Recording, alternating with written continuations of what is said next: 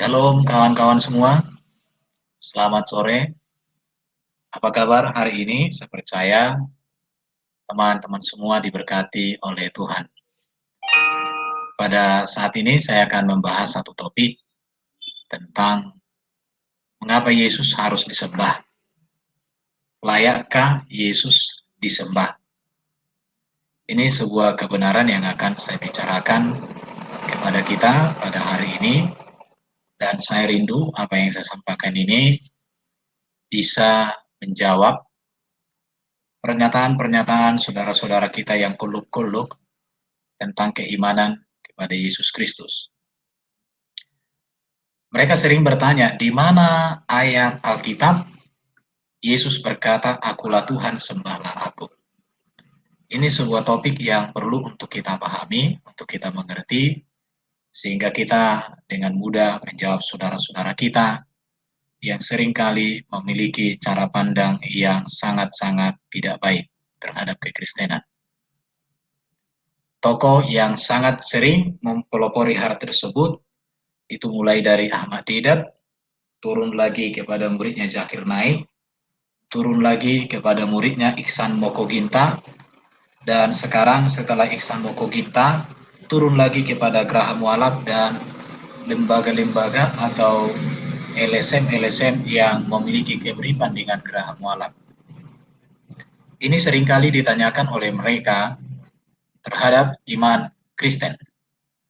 Pada saat ini saya akan menjawab hal tersebut melalui video ini, dan saya rindu melalui penjelasan ini kita semua boleh mendapatkan dari Tuhan. Oke kawan-kawan, suara saya sudah jelas ya? Kalau sudah jelas, terima kasih. Nanti di ujung apa ini saya akan membuka ruang diskusi. Terima kasih, saya bagikan dulu linknya sebelum saya membicarakan topiknya. Saya sudah sampaikan linknya, ada di kolom chat. Bapak Ibu silakan melihat di kolom chat.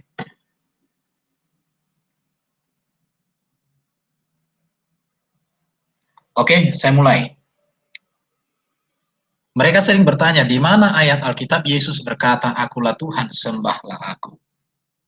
Dan ini hampir semua apologet Muslim seringkali membuat pernyataan-pernyataan ini.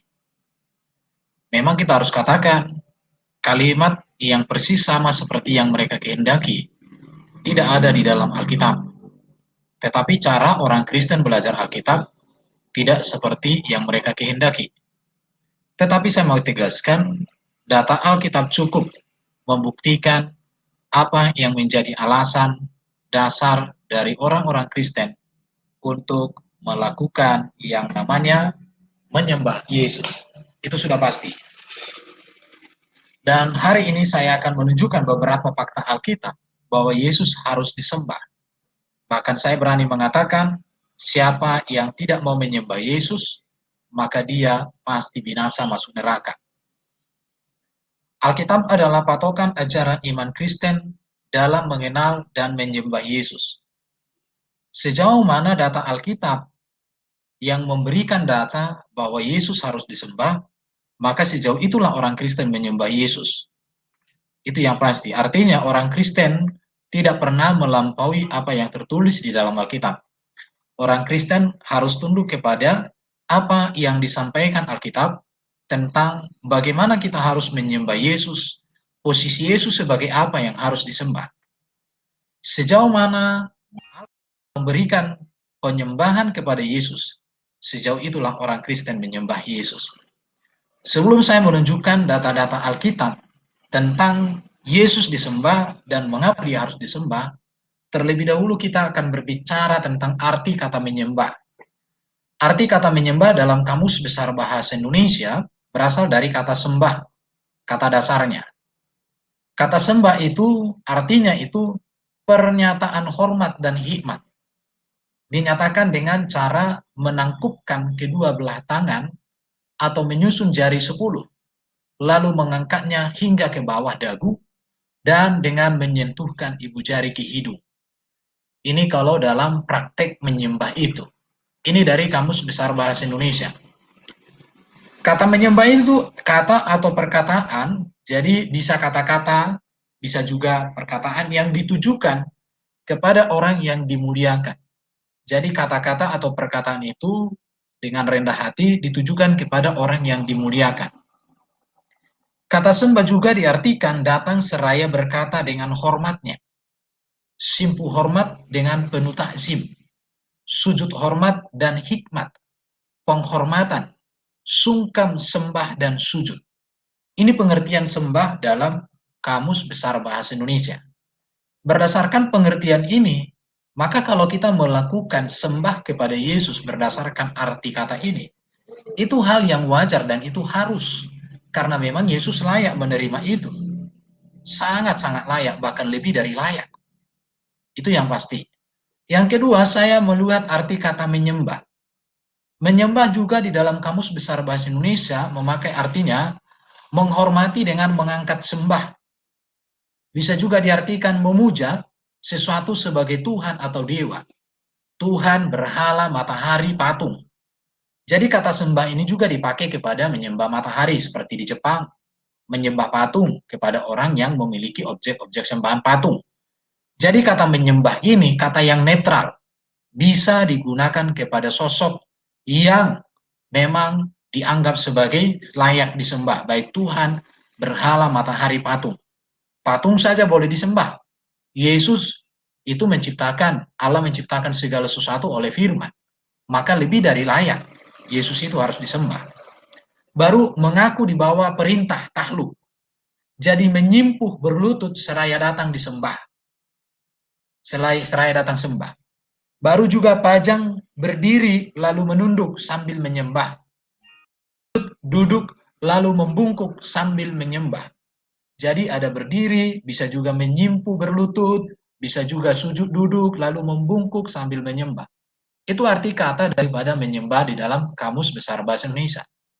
Dari pengertian ini, maka saya katakan, Yesus layak dan sangat layak dan harus disembah. Karena memang Yesus memiliki kuasa di surga dan di bumi. Karena memang Yesus terkemuka di bumi dan di surga. Karena memang Yesus itu Raja di atas segala raja.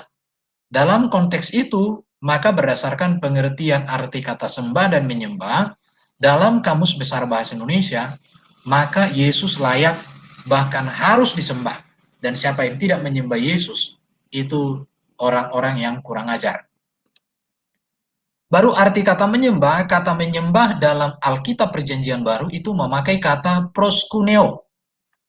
Di mana kata proskuneo ini digunakan sebanyak 60 kali yang oleh LAI diterjemahkan sebagai menyembah dengan bersujud atau juga diartikan bersujud.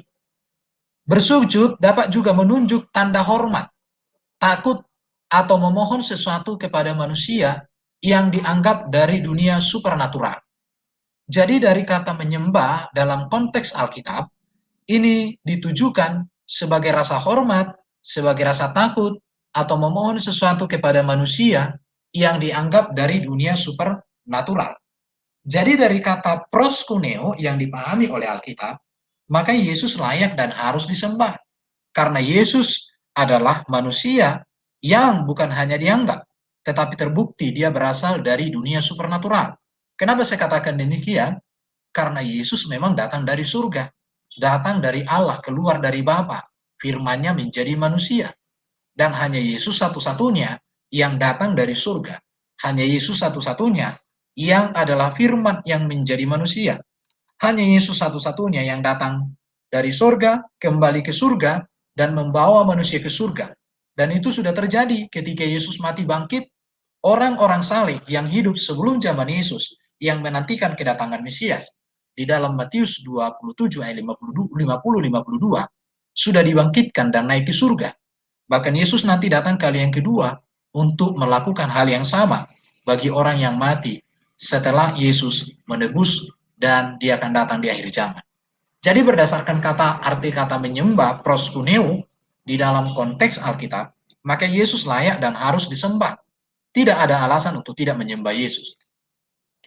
Kata menyembah di dalam Alkitab, di mana ini digunakan sebanyak 60 kali di dalam Perjanjian Baru, kata menyembah ini dipakai kepada menyembah kepada Yesus. Menyembah kepada iblis pun memakai kata proskuneo. Menyembah Tuhan Allah yang benar, Bapa yang di surga, itu juga memakai kata proskuneo. Bahkan menyembah patung yang di dalam kitab Wahyu itu juga memakai kata proskuneo. Bahkan Petrus pun pernah disembah dalam Kisah Rasul pasal 10 ayat 23 ketika Petrus melakukan mujizat, bahwa mereka menganggap Petrus itu sebagai manusia yang berasal dari supernatural. Tetapi Petrus mengatakan, aku tidak layak kamu sembah. Sembahlah Allah, sembahlah Kristus yang memberikan mujizat kepadamu. Bahkan kata proskuneo ini juga dipakai kepada roh jahat, yaitu menyembah roh jahat. Jadi kata menyembah di sini adalah kata yang netral, yang memang bisa digunakan kepada Allah, bisa digunakan kepada orang yang dimuliakan. Bahkan kata proskuneo ini juga digunakan kepada penyembahan kepada patung, penyembahan kepada roh-roh jahat, bahkan juga penyembahan kepada iblis. Jadi berdasarkan data-data atau pengertian kata ini, sangat jelas dan sangat terbukti dapat dipertanggungjawabkan Yesus layak dan harus disembah. Sekarang saya akan masuk alasan Yesus harus disembah berdasarkan ayat Alkitab. Saya akan tunjukkan. Yang pertama, orang Majus menyembah Yesus sebagai Mesias, Raja yang dijanjikan Allah. Matius pasal 2, ayat 2 dan ayat 11. Artinya Yesus memang harus disembah sebagai Raja. Orang Majus datang, bahkan waktu itu Yesus diperkirakan usianya masih 2 tahun ke bawah. Dan dia sudah disembah sebagai Mesias, Raja yang dijanjikan oleh Allah di dalam kitab para nabi perjanjian lama. Baru juga di dalam Matius 8 ayat 2, orang kusta menyembah Yesus sebagai Tuhan, sebagai Tuhan, Kurios. Dan akhirnya orang kusta ini disembuhkan. Artinya, Yesus disembah sebagai pribadi yang memiliki kuasa untuk menyembuhkan. Baru seorang kepala rumah ibadah menyembah Yesus untuk memohon anaknya yang mati dibangkitkan oleh Yesus. Artinya Yesus disembah karena Yesus berkuasa untuk menghidupkan orang mati. Jadi penyembahan kepada Yesus itu nyata, real. Orang yang menolak karena mereka tidak mengerti, atau mereka memang sudah dibutakan oleh setan ila zaman ini. Baru orang-orang dalam perahu, termasuk para murid dan orang lain, menyembah Yesus sebagai saat Yesus menghentikan badai dan berjalan di atas badai. Ketika waktu itu terjadi badai, Yesus berjalan di atas badai, dan kemudian dia menghentikan badai itu. Maka Yesus disembah pada saat itu, disembah sebagai anak Allah. Anak Allah di sini jangan dipahami bahwa Yesus Allah beranak, bukan. Artinya, sebutan kepada Sang Firman yang hadir dalam natur manusia, yang menyatakan seluruh kehendak Allah, pengampunan dosa, memberi keselamatan, memberikan teladan, memberikan ajaran, memberikan jaminan untuk masuk surga. Jadi itulah alasan-alasan di dalam Alkitab mengapa Yesus harus disembah. Seorang perempuan Kanaan, non-Yahudi, yang anaknya kerasukan setan dan menderita, datang meminta tolong dengan menyembah Yesus sebagai Tuhan, Kurios. Jadi Yesus di sini disembah sebagai seorang penguasa, di mana Yesus berkuasa atas setan, berkuasa atas setan yang memberikan sakit penyakit kepada manusia.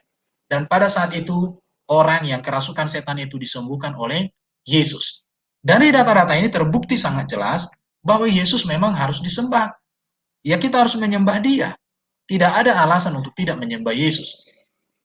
Di dalam Matius 17 ayat 14 sampai 18, seorang datang menyembah Yesus dan memohon anaknya sakit ayan disembuhkan.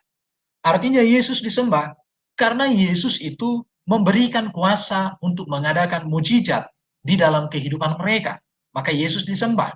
Dan ini sesuai dengan pengertian kata disembah di dalam konteks Alkitab, yaitu proskuneo. Bahkan pengertian menyembah kepada Yesus juga dalam konteks KBBI, di mana KBBI ini muncul setelah Alkitab selesai diterjemahkan, juga menyetujui bahwa Yesus memang dari pengertian kata itu layak dan harus disembah. Yesus disembah oleh murid-muridnya setelah Yesus menampakkan diri setelah kebangkitannya dari kubur. Matius 28 ayat 9 sampai dengan ayat 10. Artinya Yesus disembah karena Yesus mulia adanya. Karena memang Yesus memiliki kemuliaan Allah, di mana Yesus setelah bangkit memiliki tubuh kemuliaan, dengan kemuliaan yang sinar menyinari, yang terang menerangi kehidupan setiap orang yang melihatnya. Dan kemuliaan Yesus itu tetap ada sampai hari ini, sampai hari zaman. Sampai segala sesuatu Yesus kerjakan setelah secara sempurna kelak nantinya. Yang berikut, orang yang kerasukan setan dan setan legion yang merasuknya datang menyembah Yesus sebagai anak Allah dan meminta Yesus untuk tidak membinasakannya. Jadi di sini kita melihat setan menyembah Yesus karena dia ketakutan. Karena dia akan dibinasakan oleh Yesus, karena Yesus memang berkuasa untuk menghancurkan setan, membinasakan setan. Tetapi dikatakan belum waktunya, karena memang legion setan dan para pengikutnya, nanti Yesus akan hukum selama-lamanya di neraka setelah kedatangan yang kedua, bersama dengan orang-orang yang disesatkan oleh legion. Kalau legion saja menyembah Yesus, masa ada lagi yang lebih hebat dari legion? Berarti mereka itu berarti rajanya legion. Jadi orang yang menentang menyembah Yesus, mereka sebenarnya adalah orang-orang yang tidak mengerti kebenaran dan mereka dibutakan oleh rajanya legion. Yesus disembah para murid saat Yesus naik ke surga dan mereka pun pulang dengan penuh sukacita. Jadi murid-murid menyembah Yesus karena mereka menyaksikan Yesus begitu mulia diangkat oleh Bapa kita ke surga dalam kemuliaan, maka mereka menyembah. Jadi terbukti di dalam data-data Alkitab bahwa Yesus disembah. Bahkan orang buta sejak lahir juga disembuhkan Yesus. Kemudian ia menyembah Yesus sebagai anak manusia. Anak manusia artinya Yesus datang untuk semua bangsa, Yesus datang untuk semua orang, Yesus datang untuk menyelamatkan dan menebus setiap manusia yang telah jatuh di dalam dosa. Beberapa data-data ini menjadi landasan, menjadi alasan, menjadi dasar iman daripada Kristen menyembah Yesus Kristus. Tidak ada alasan untuk menolak di dalam menyembah Yesus sesuai dengan apa yang tertulis di dalam Alkitab. Berdasarkan ayat-ayat tersebut, maka saya menyimpulkan bahwa Yesus disembah sebagai Mesias, sebagai Raja segala Raja. Yesus disembah sebagai anak Allah. Yesus disembah sebagai anak manusia. Yesus disembah sebagai Tuhan, Kurios. Yesus disembah karena Yesus mulia dan naik ke surga.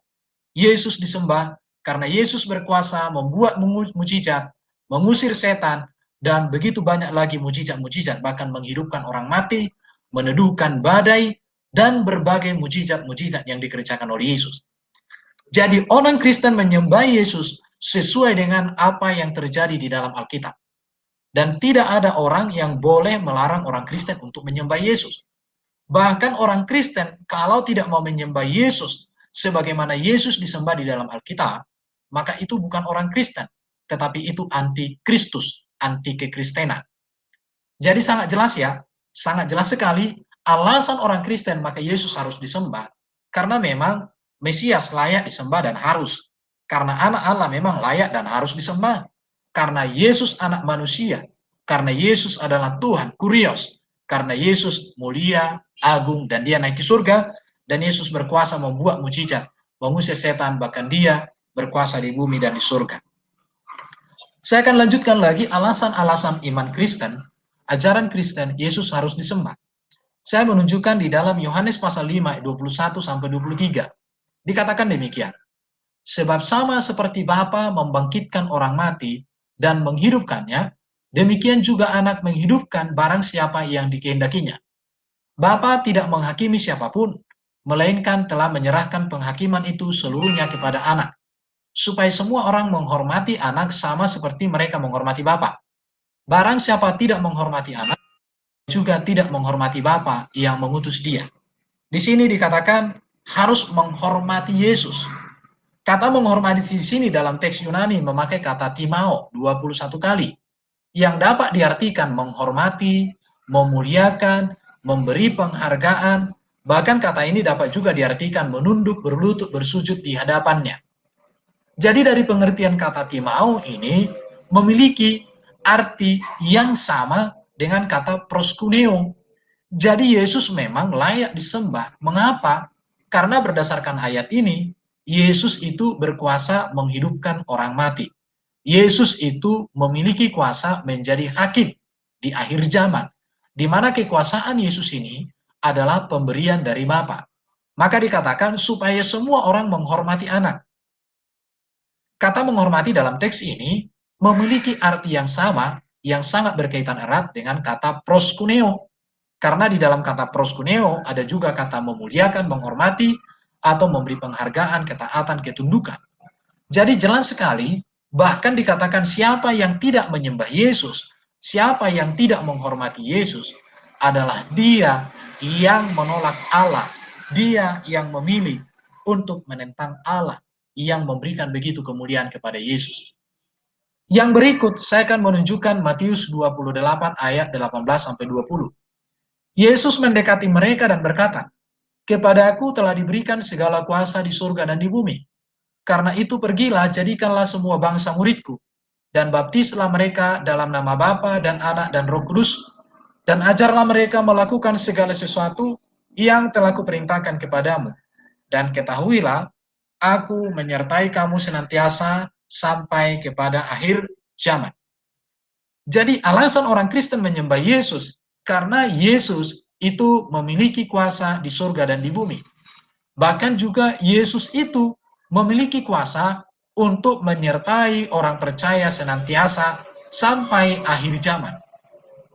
Berdasarkan otoritas kuasa yang dimiliki Yesus, yang diberikan oleh Bapa kepadanya, kepada Sang Firman yang menjadi manusia, maka Yesus layak, bahkan harus disembah sebagai yang berkuasa di bumi di surga.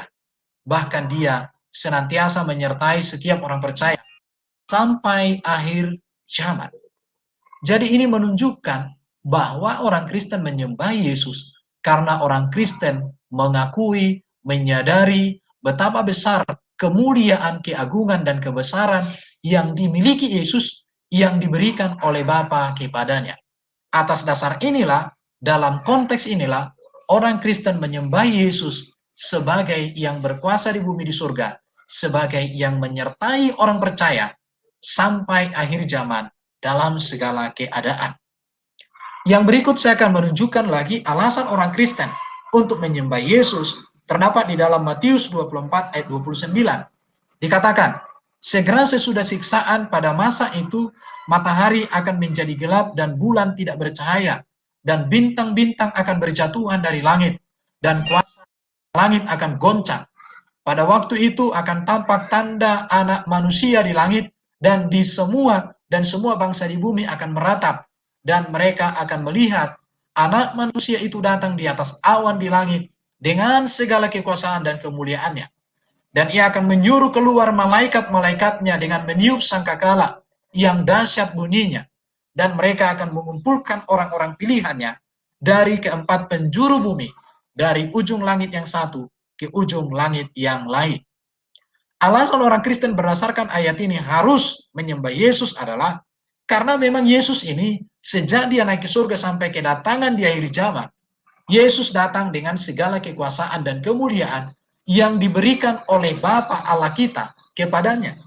Kehadiran Yesus juga di akhir zaman untuk mengumpulkan orang pilihan Allah dari seluruh penjuru bumi.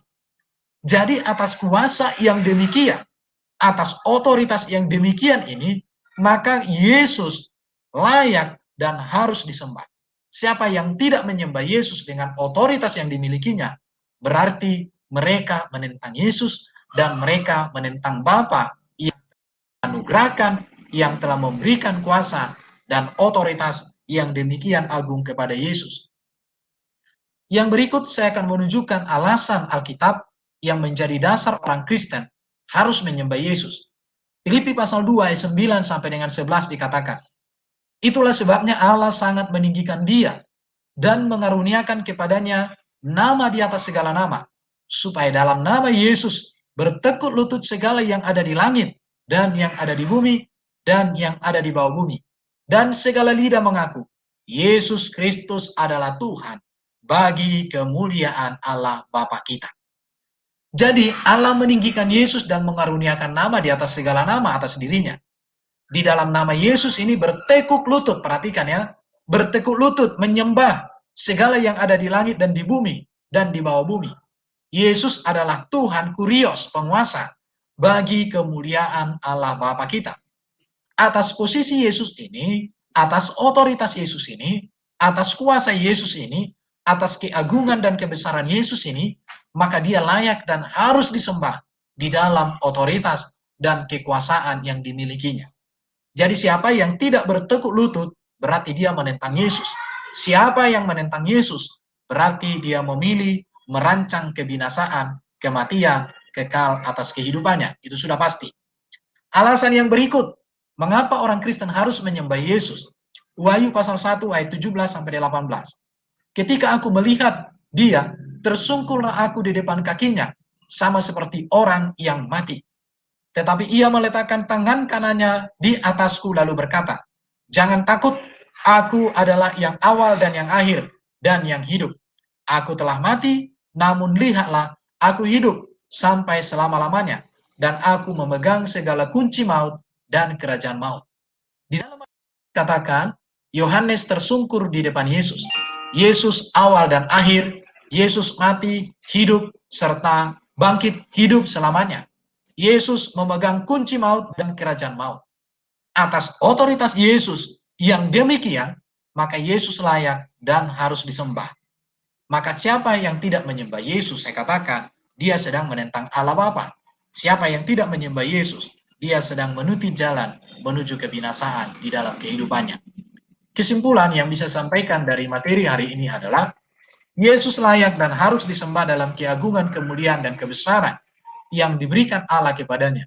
Sebab tidak ada nabi, tidak ada raja, tidak ada imam dalam sejarah Alkitab yang diberikan otoritas kuasa seperti kepada Yesus. Atas dasar ini, maka Yesus layak dan harus disembah. Siapa yang tidak menyembah Yesus, berarti dia sedang menentang Yesus. Dan siapa yang menentang Yesus, berarti dia menentang Bapa yang memberikan otoritas kepada Yesus. Yesus layak dan harus disembah, sebab Allah sendiri telah mempermuliakan Yesus dengan kuasa dan kemuliaan di bumi di sorga, yaitu menjadi hakim yang adil di akhir zaman, serta raja segala raja.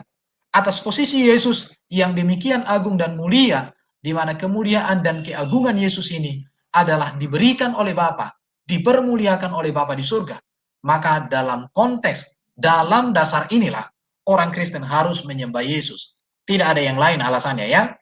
Siapa yang tidak menyembah Yesus dalam kemuliaannya, sama dengan menentang dan menolak Allah yang memberikan keagungan, yang memberikan kemuliaan, yang memberikan kehormatan kepada Yesus. Itu sudah pasti. Siapa yang tidak menyembah Yesus, maka dia memilih untuk menentang.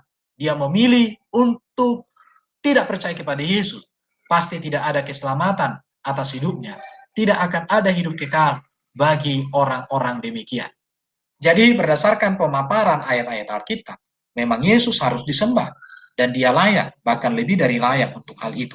Tetapi kita menyembah dia di dalam konteks otoritas kuasa yang dimilikinya, di mana segala kuasa dan otoritas yang dimiliki Yesus adalah diberikan oleh Allah, diberikan oleh Bapa yang di surga. Jadi penyembahan kepada Allah kita nyatakan di dalam penyembahan kita kepada Yesus yang adalah sang firman-Nya yang menjadi manusia. Sebab di dalam Yesuslah kita melihat seluruh kepenuhan kealahan. Di dalam Yesuslah kita melihat gambar dan rupa Allah yang sempurna.